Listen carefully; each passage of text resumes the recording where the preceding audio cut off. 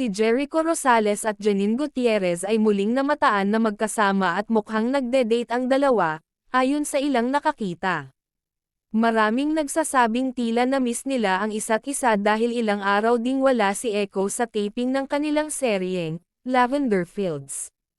Ayon sa mga malapit sa kanila, naging abala si Jericho sa ibang proyekto kaya't pansamantalang nawala sa serye. Si Janine naman ay tila nagpapahiwatig ng pagkamis kay Jericho. Sa muling pagkikita nila, kitang-kita ang kasiyahan sa kanilang mga mukha.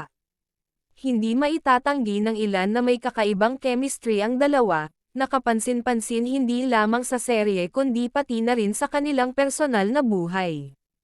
Napansin ng mga tao na mas malambing si Jericho kay Janine ngayong balik na siya sa set.